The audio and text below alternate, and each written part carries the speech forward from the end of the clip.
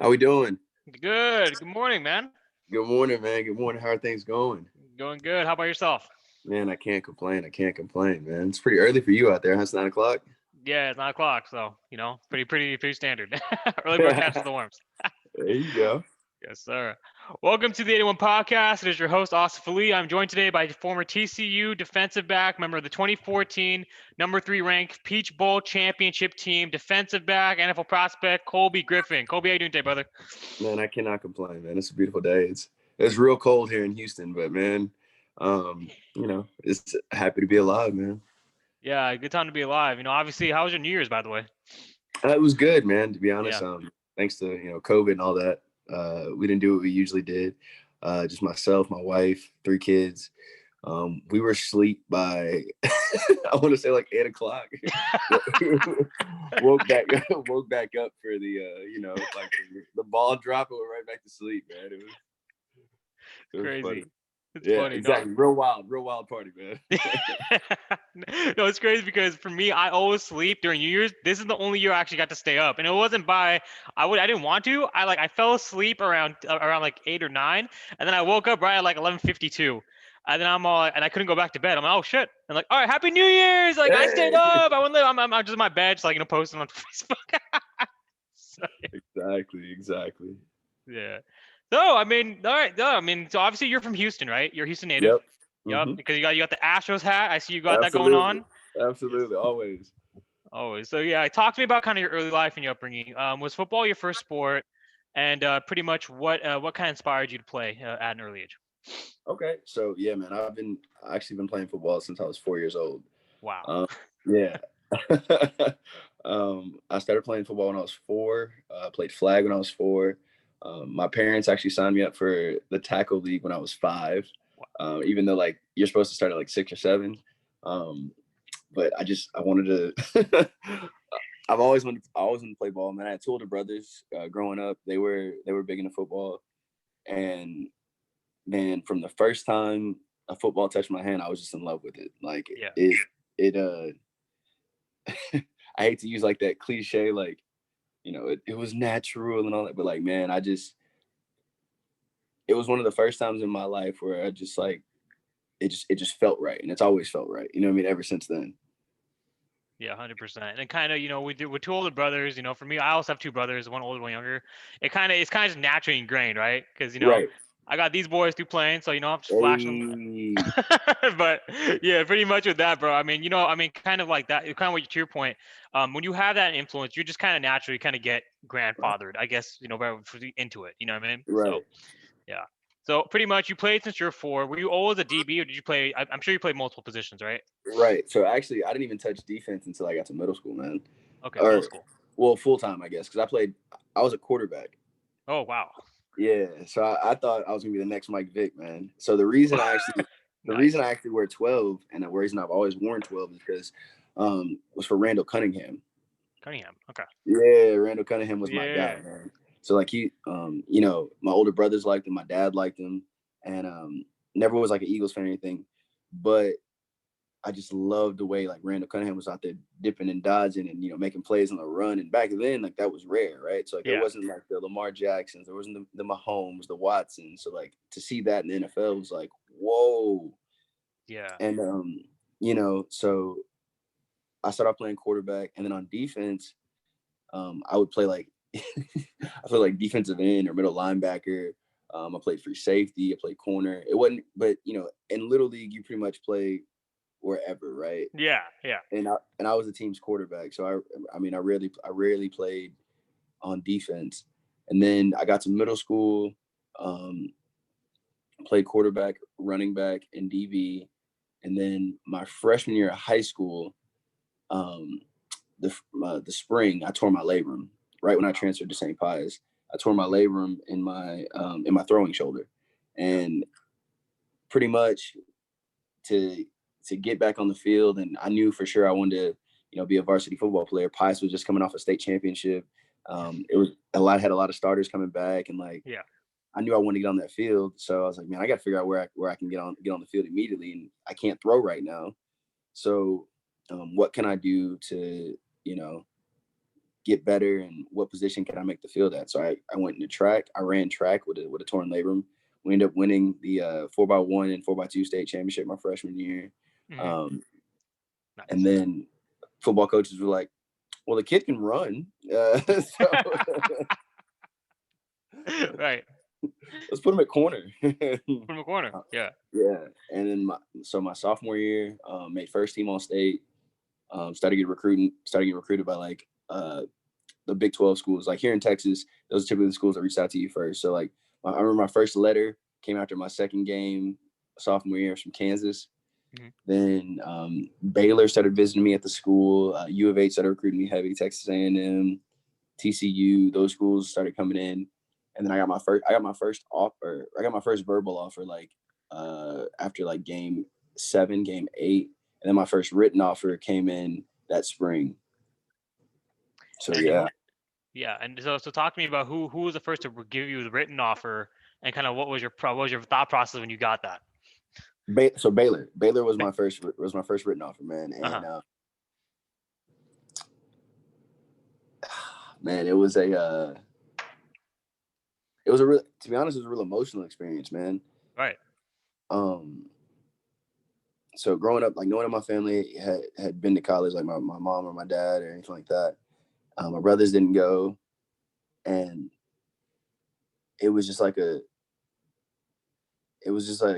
almost a surreal moment. Like it's not if I'm gonna go to school, it's where. You know what I mean? Like that, Yeah. like I don't have to worry about how I'm gonna pay for it. Like you know what I mean? Like I'm actually gonna go to college. Like that was a real crazy experience, man. And like I was like, man, people want me to like be at their school. That's amazing. You know what I mean? Right. Yeah. And and to be honest, was real grateful, real appreciative.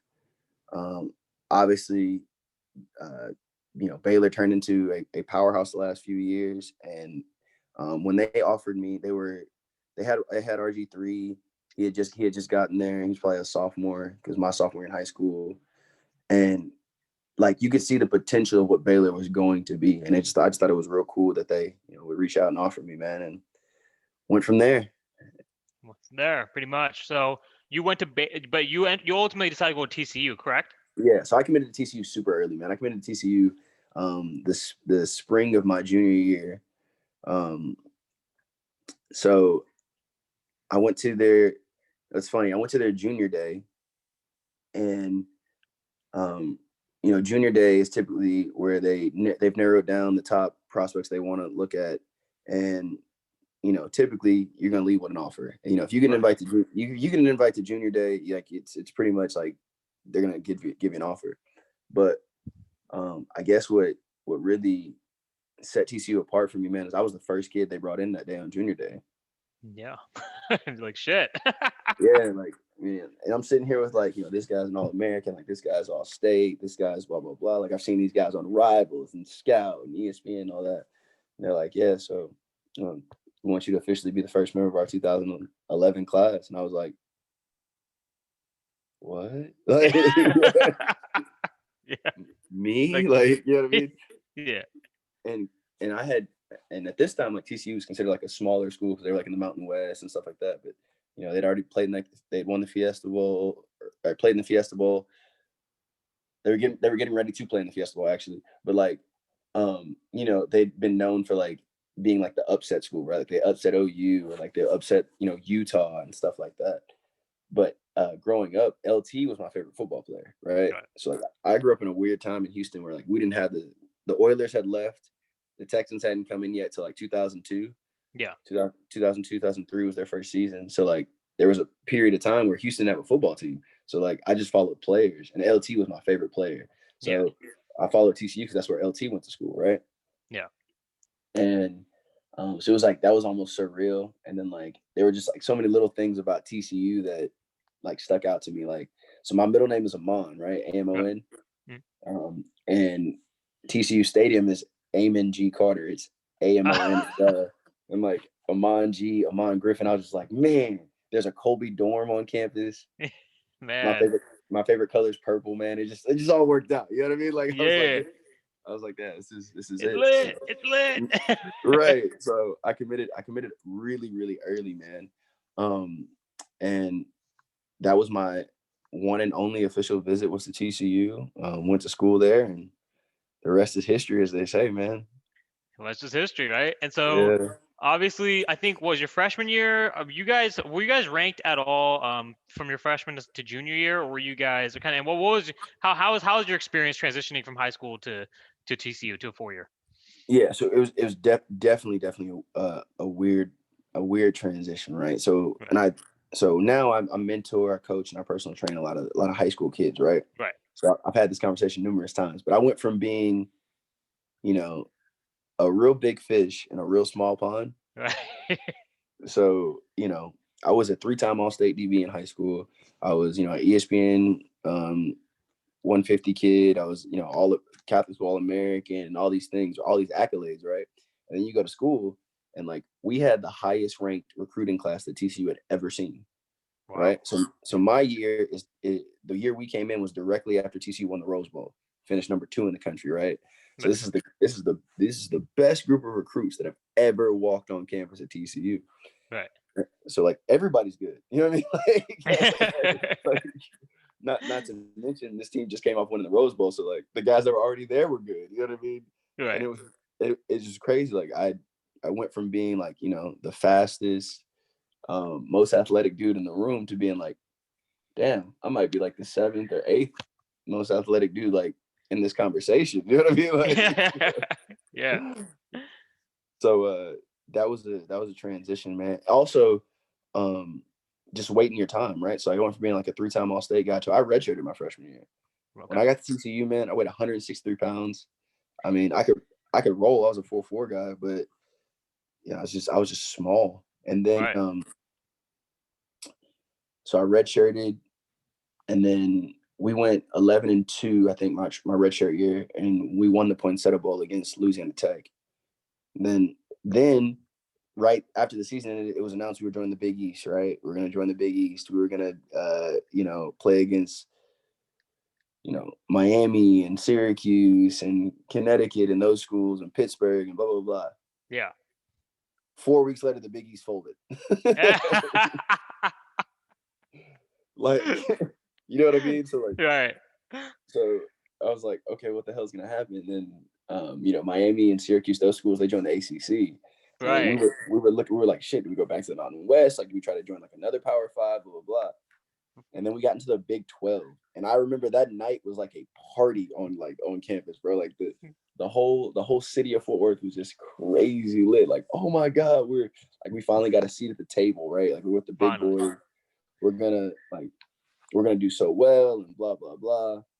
Our first game of the year is against LSU at Cowboy Stadium. Like, it was super hype. Like, It's um, lit. and we go and like we played in a dogfight against LSU that year, right?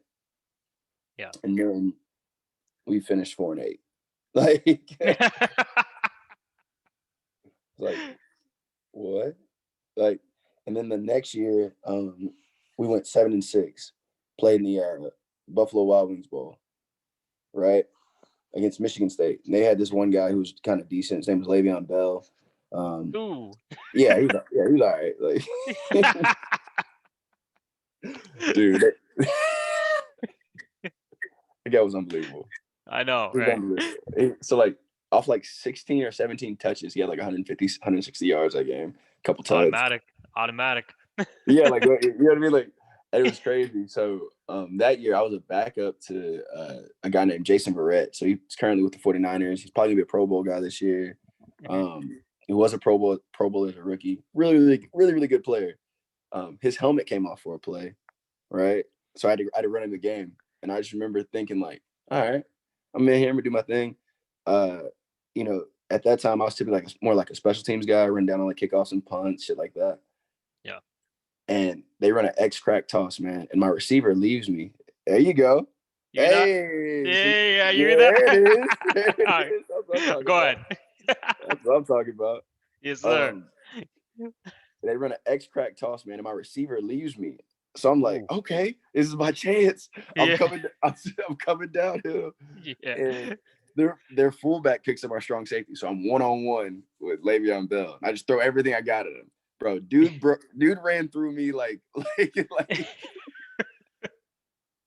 shower water rains down, bro. Just just bounced off and stepped out of bounds. Right. And they were like, "Oh, good hit, Griff, good hit." I come back to the sideline, man. My shoulder is like this. I dislocated it. Oh man. Oh man. And my DB coach was like, "Why in the hell would you try to take that boy on up top?" He was like, "I love the." He's like, "Man," he's like, "Dude, I love your attitude sometimes, but you gotta be smarter than that, man." Yeah. So when I was at TCU, I got the nickname Crash Dummy from our special teams coach because I would just run into stuff full speed. Right. Like even when I weighed 160 pounds, bro, I was too dumb to know I wasn't that big. You know what I mean? Yeah. Hey, bro, I was 135 when I walked on a JUCO, so I know exactly what you're talking about. Exactly. Yeah. Just pure piss and vinegar, man. Just trying to do what I could. Bingo. But, so yeah, we went 7-6 that year. Lost the Buffalo Wild Wings Bowl to Michigan State, but that offseason was different. Yeah. Like that offseason was different. Like there was something about that team. Like we were like, man, we should be doing way better than this. Yeah. Like I'll never forget. I was on the plane back, and I was sitting in between Colby Griffin and BJ Catalan, and we were just sitting there talking about how like we had the potential to be special because like we had some guys. We had a lot of guys, right? And like we could really be somebody if we put the work in. And that off season was just different, man. It was, besides the workouts that we did as a team together, I mean, you got guys going through individuals and then meeting up to throw or, footwork drills or running ladders or, running stadium steps or running hills. And then, watching film together in between classes. Like that off season was just different. Like it was one of those things where, like the coaches didn't really have to tell us to do stuff because we wanted to, right? Right. And then going into two-a-days that year, we knew like we were gonna be damn good. Yeah. And we were, you know what I mean? Like we were pretty high, you know what I mean? Like, yeah. The college football playoff committee didn't think so, but that's a different story for a different day, I guess. Right. But yeah, man. So I think the biggest transition for me was I went from more of being like the guy at my high school to when I was at TCU, I had to find my role, man. I was behind a lot of really talented guys like Jason Rett, obviously still playing in the league. Kevin White was in the NFL. Greg McCoy was in the NFL.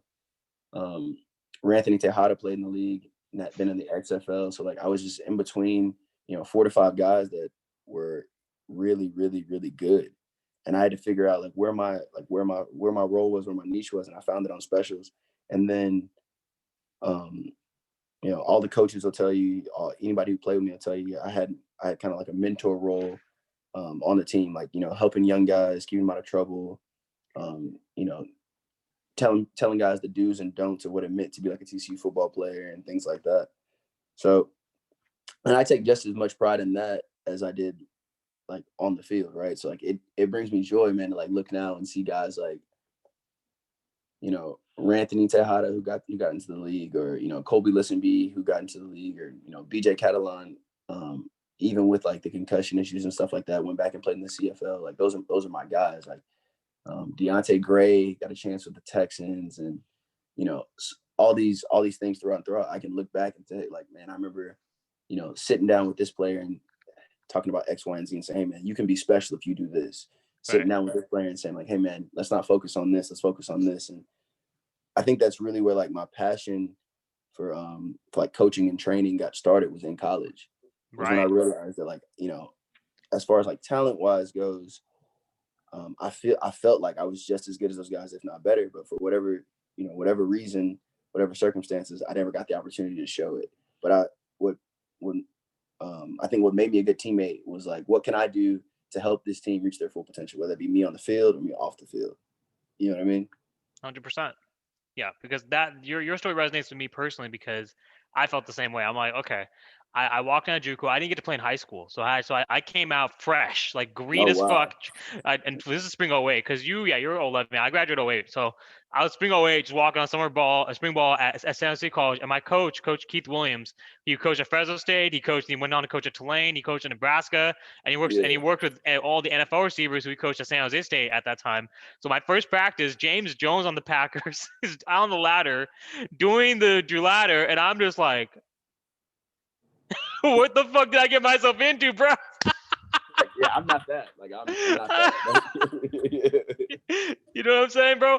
And like to Yeah. your point, like, I mean, there's a lot of talent, I mean, even at the JUCO level, like, I mean, obviously you play at the highest level outside of playing the NFL, pre NFL, but it's just like, I mean, like, it's just like even at the JUCO level, we had guys who went to Cal D1s, and I feel like a lot of guys were NFL talent. Obviously, you are, and you probably feel the same way that you were also NFL talent, and I know you are because when I looked you up and I read about the article saying Colby as an NFL draft prospect, you were a prospect being considered for the NFL, but like you said, for Right. whatever reason, those opportunities never came.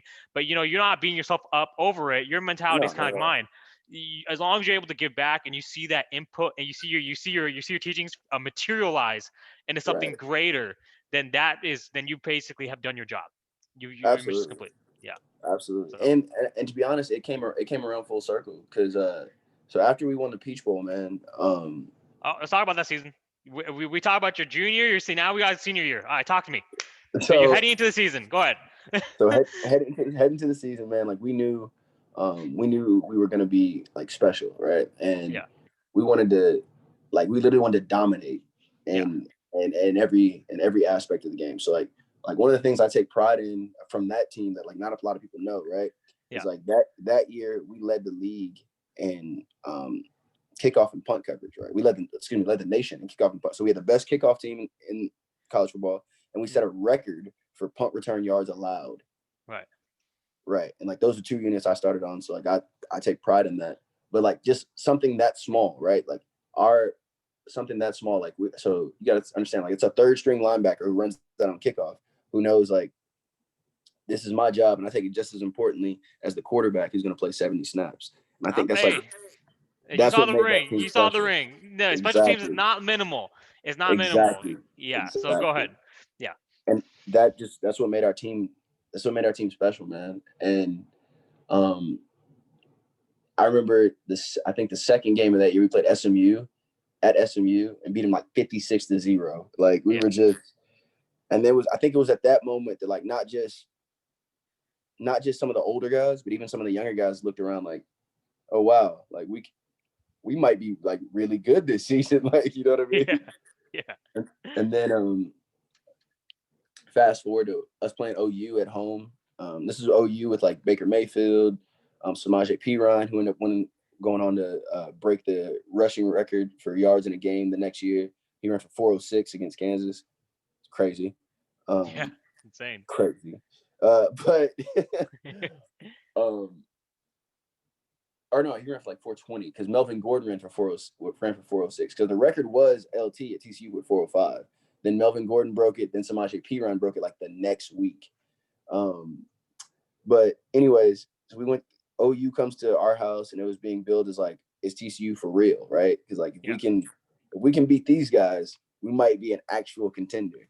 And we took that with a lot of pride because like, man, we were already had like the whole like chip on our shoulder thing, right? Like TCU has made a history of getting like 2 and 3 star guys who felt like they were overlooked by, the UTs or the A&Ms or out of state schools, the OUs, the Oklahoma States, and saying like, you come here and like you prove yourself, right? And Coach P does a real good job of even making like 4-star and 5-star guys buy into that mentality, right? So we feel like we're the underdog no matter what, even when we have the better team, right? So Yes, sir. Coach P is a super, super, super talented motivator in doing that. And so we go into playing OU and it's a nationwide game, man. Like the stadium is electric, 60,000 strong, man. It's a day game, but it feels like a night game because it's crazy, man. I can close my eyes and see myself back on that field, man. Yeah. And there were some big hits throughout the game, and Paul Dawson's pick six, man. I'll never it was like time stopped. We sent Dawson on a blitz, and Baker hit him in the chest with a football. It was like time stopped, and man, from that moment on, we were just like, oh, this is it. This is the year. This is the year that nobody's gonna stop us. And this was the first year of the college football playoff, right? Yeah. So we're undefeated. Keep going on. We're undefeated. We go to Baylor, and this is so Baylor is our rival, right? Huge rivalry. Right.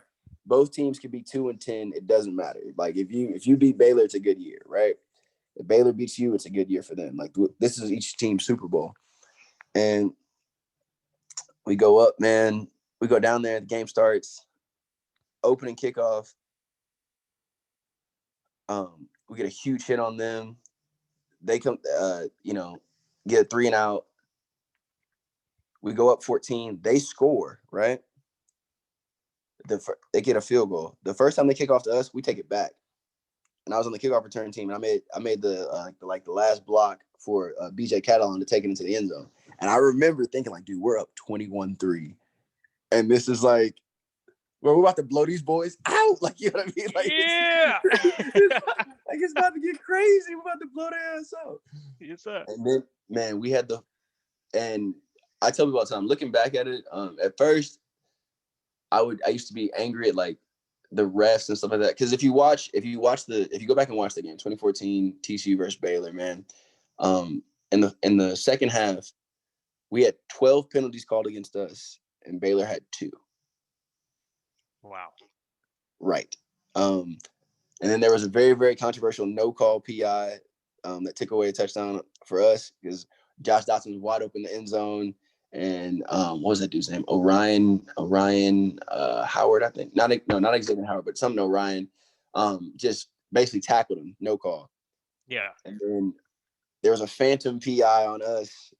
They threw 2 PIs on us the next drive that kept it alive, allowed them to go down and kick a field goal. They go up by 3. Final score 61-58, man. And it was we lost that game. Baylor didn't win it, we lost it. We were blowing them out at home. At their house, we were blowing them out, and we just let that slip through our fingers.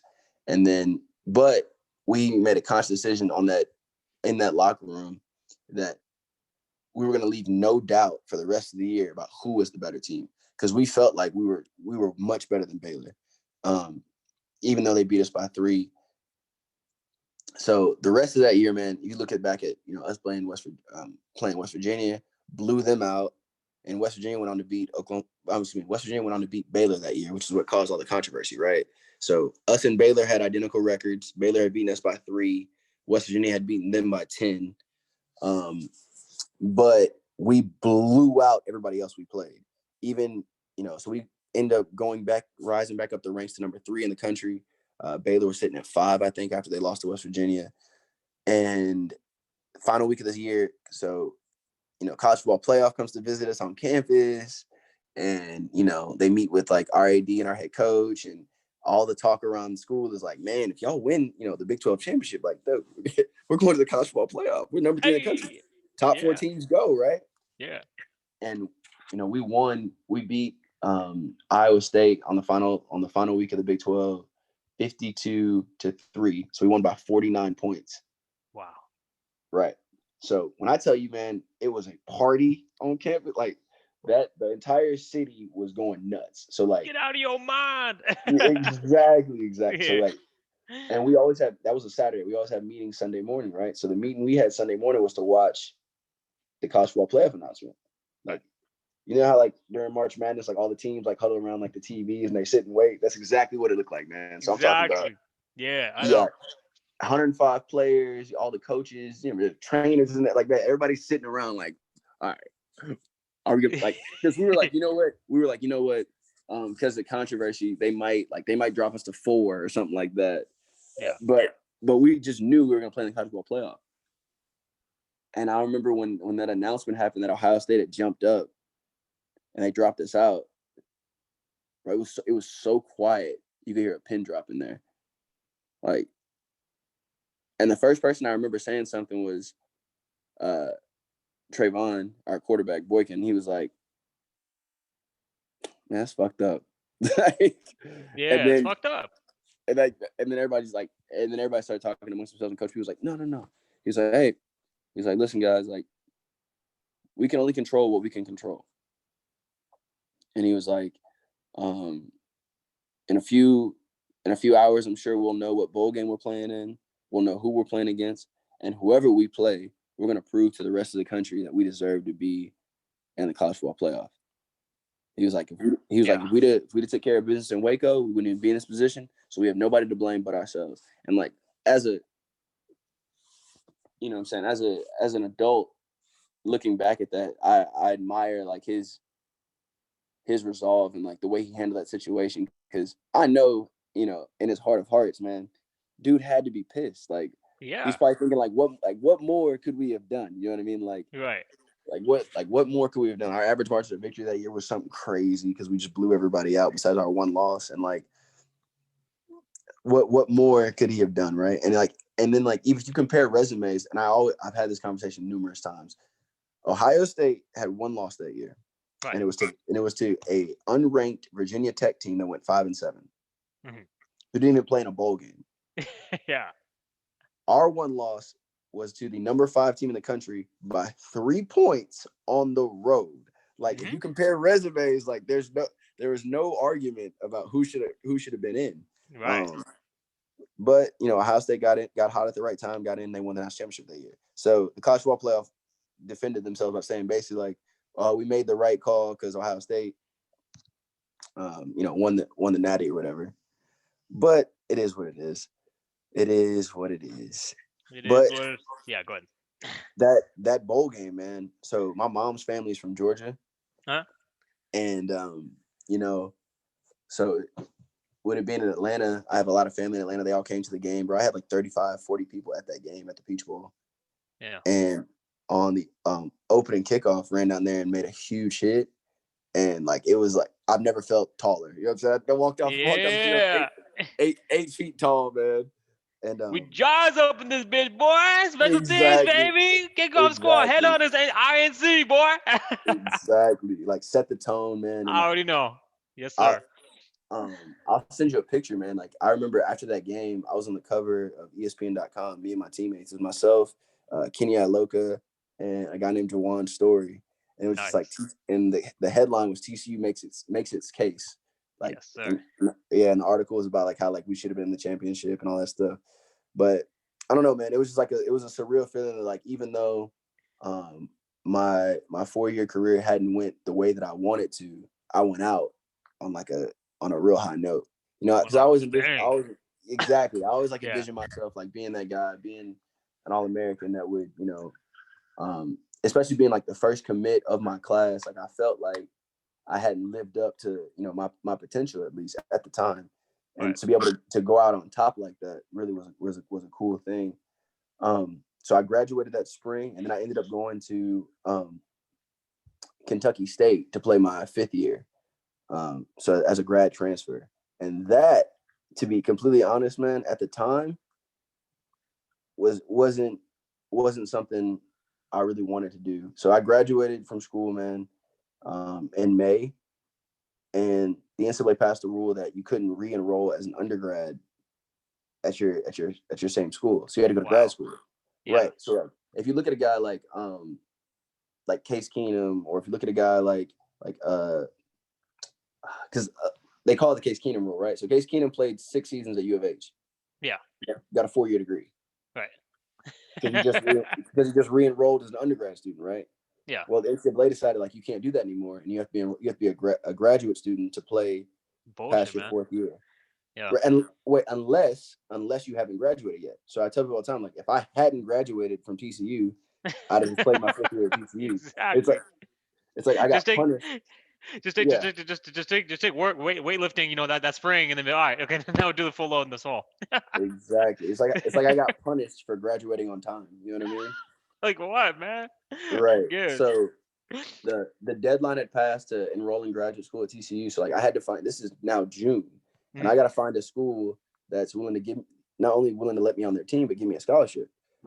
So like I was gonna, I'd already had like, careers lined up, and I was gonna begin my professional career and start working.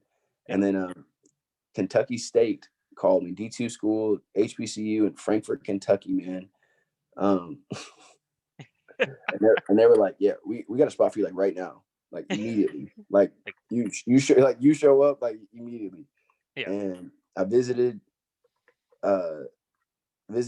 next week, moved down there, got drove everything down, everything I could in a Honda Civic, and then got all my stuff when I got there, man, and made the most of it. And it was the true like, and I'm so glad I got that experience, because I felt like at the D1 level, man, I was pampered, like I Yeah. had all my meals prepared, and I had the protein shakes whenever I wanted, and all these tutors, and everything. Like TCU takes care of its players. Where I went to a school that didn't have that same kind of budget, man, Right. and really had to rough it, So I worked full time. I worked 40 hours a week. I went to grad school at night after practice. Yeah. I worked during the day. You know what I mean? Like I really was out there getting it, man, and that helped shape like who I am as an adult. And I met my wife while I was down there. My wife was a student at the University of Kentucky while I was at K-State. And yeah, the rest is history. But I finally got my chance to like be the player I thought I was gonna be. You know what I mean? Bingo. So I went down to K-State, man. Gained some weight. I was weighing about 205, 210. Played strong safety, nickel at K-State. Ended up doing really well. Was the national player of the week for our game against Central State. It's called the Circle City Classic. You play in like the Colt Stadium. So had a bunch of tackles, had a block kick, took it back for a touchdown. Really got my name out there in like the national headlines, even from a D2 school, and got invited to the Dream Bowl, which is a college all-star game for schools like D1 AA and below. So there's no D1A kids. It's D1 AA and below. But all 32 NFL teams were there. You had all the CFL teams were there. Got a chance to really like showcase my skills. I sat down, I interviewed with the Jets there. I met with the Jets, I met with the Chargers, I met with the Patriots, and was finally like legitimately being seen as like an NFL prospect. Right. Throughout the week, I kept getting matched up with this guy named Chester Rogers, who ended up being the starting slot receiver for the Indianapolis Colts. And bro, I was clamping him down. Like, you know what I mean? Like, boy. I was locked up. They won't let me out. It's exactly. Had a decent game. It actually we had the game's in Virginia Beach, and we had an ice storm like the day before the game. So it was like pretty much a running and kicking game. So as a corner, I didn't really get much chance to shine. I had like 3 tackles on a PBU, and got to talk to some scouts, got invited to the NFL regional combine, and then I actually tore my ankle down at the regional combine, man. That was like my shot, and I was devastated. I tore my ankle in 3 places on a very like routine, just like backpedaling and breaking towards the ball. Foot just got stuck in the turf, and it popped. So I was real crushed about that, man. Like I felt like I'd worked so long, and I took in a different role at TCU than I thought I was, and like I was finally gonna be rewarded for that work I put in. Got to K-State, did my thing. Like I felt like it was all coming around full circle. Like I was like, man, they're gonna make a movie about this shit, man. Like, you know what I mean? Like, yeah. and then I got hurt. Moved back to Houston with my wife. She was pregnant at the time. We, started working, doing the big boy thing, like the husband, father.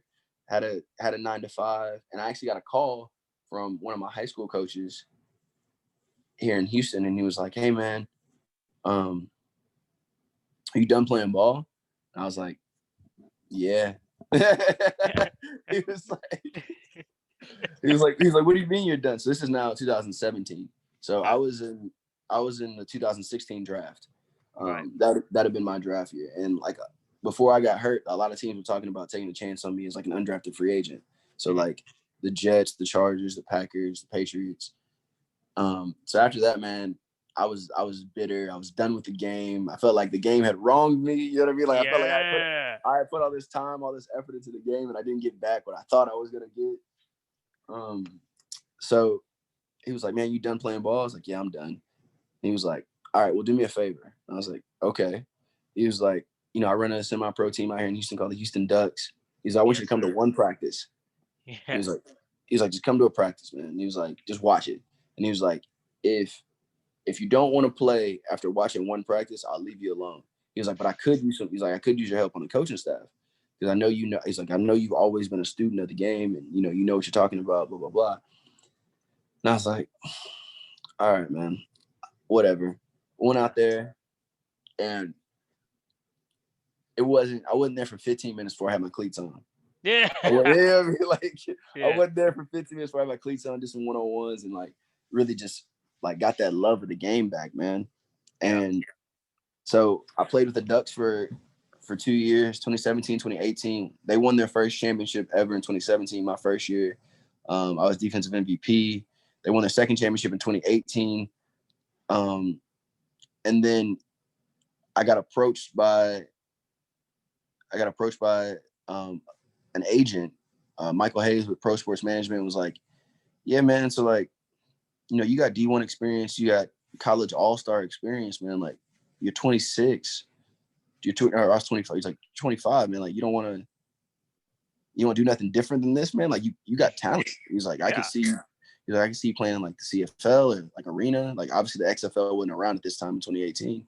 Yeah. And I was like, "Yeah, I guess, man." I was like, "I'm making good money, you know, with my career, and I'm progressing that way." And I guess I just didn't think I was good enough. And he was like, "Oh, trust me, man. Like, he's like, I wouldn't tell you if you weren't. You're definitely good enough."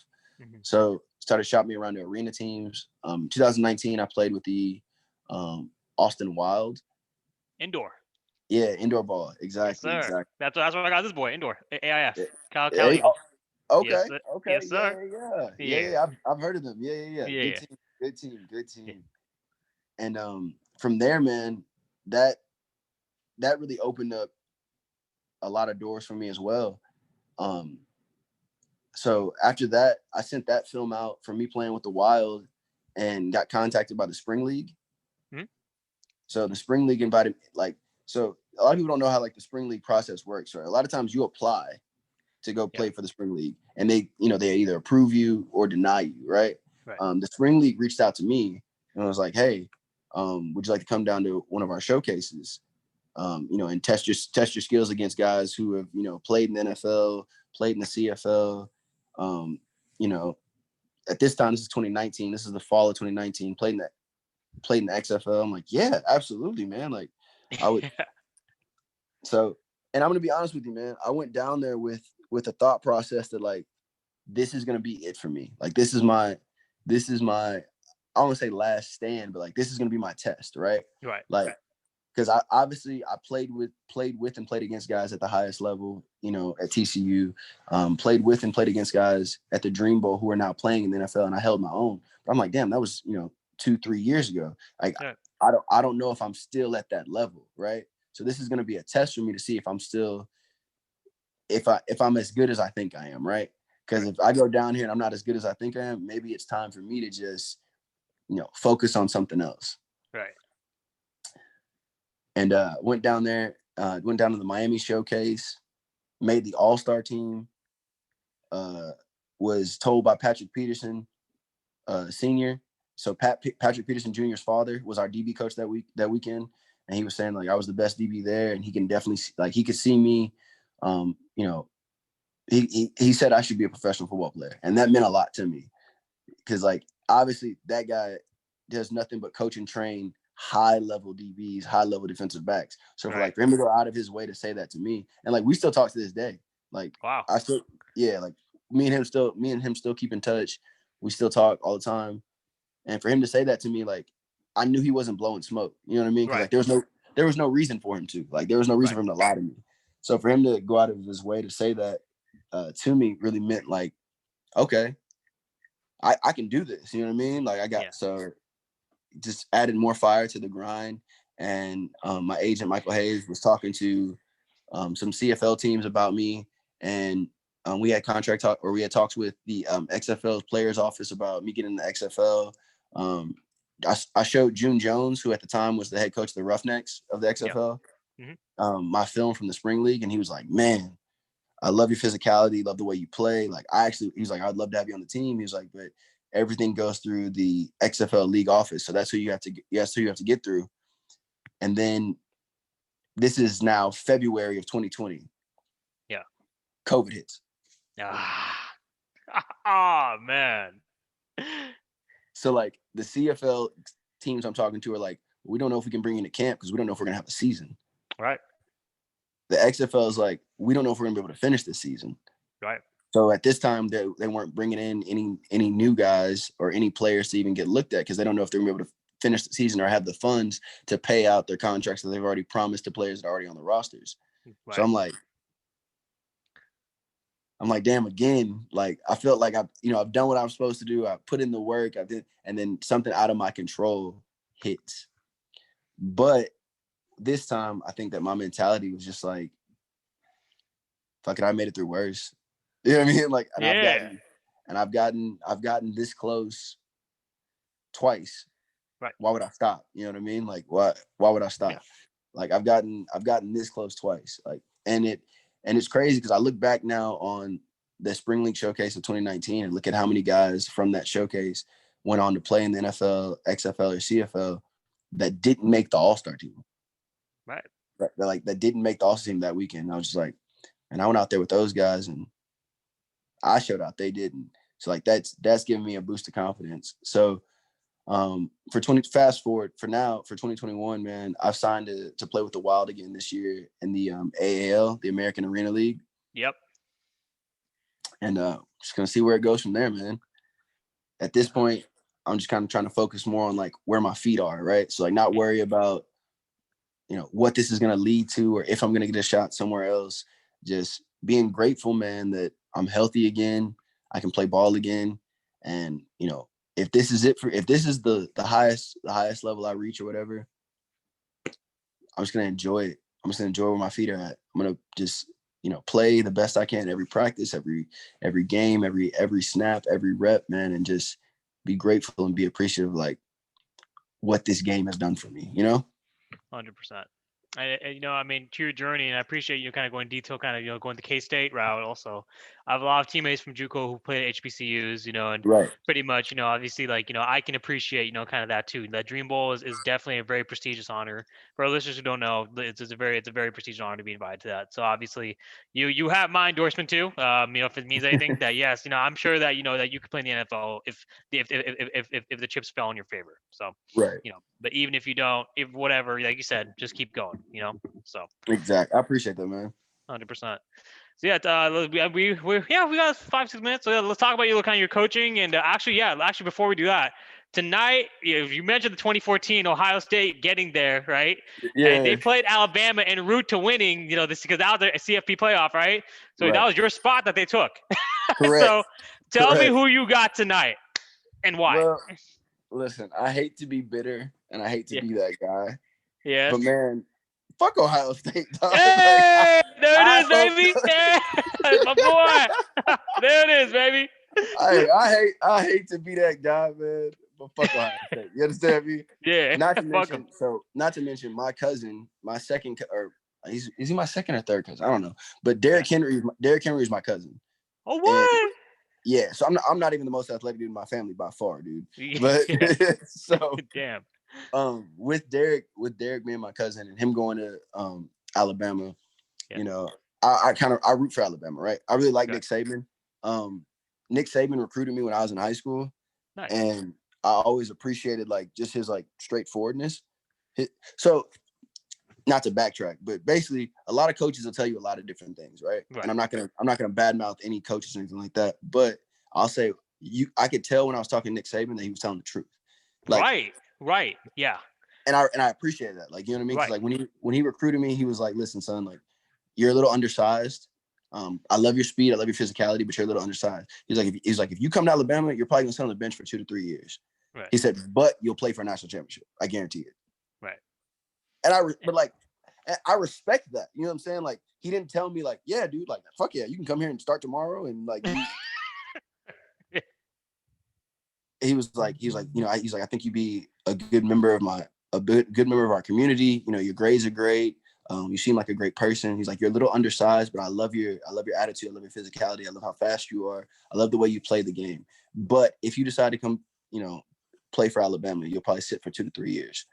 He said, but you'll play for a national championship and you won't receive better coaching anywhere else in the country. And I respected that. Yeah. So yeah, man. I like the Alabama program.